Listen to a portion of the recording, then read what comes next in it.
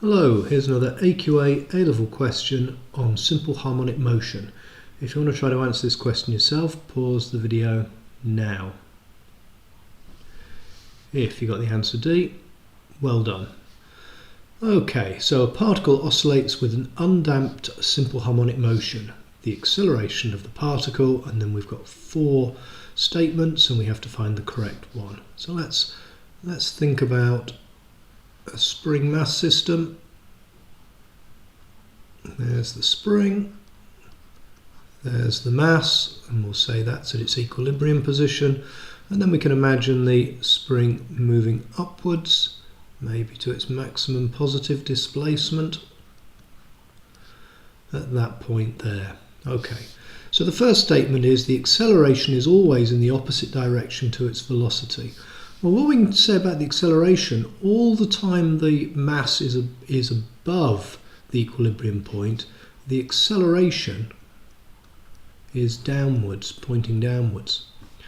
Now, for some of that time, the velocity of the mass is upwards, but for some of that time, the velocity of that mass is downwards. Once the mass has reached its maximum positive displacement, the mass will start to move downwards, its velocity will be downwards, and so will its acceleration until it reaches that equilibrium point again.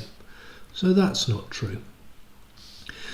So statement B, the acceleration decreases as the potential energy increases. Well, let's have a look. An equation might help us here. So from your data sheets, the maximum acceleration is equal to the angular velocity squared multiplied by the amplitude. Well, if I increase the amplitude, I'll have increased the potential energy, and that's going to increase the acceleration, not decrease it, so that's not true either. The acceleration is proportional to the frequency. Well, again, I'll look at this equation. Acceleration is proportional to the amplitude and the angular velocity squared.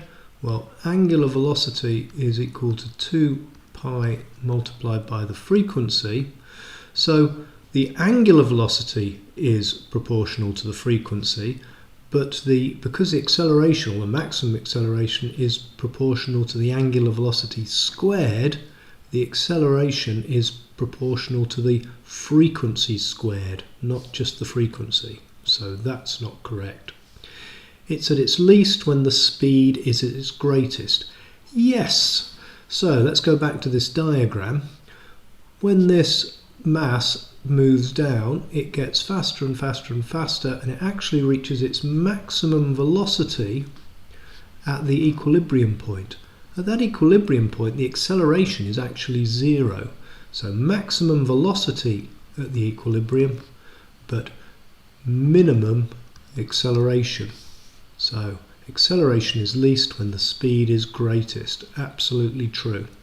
Okay, if this was useful, subscribe, like and share, and watch more to help your A-level revision. Thank you.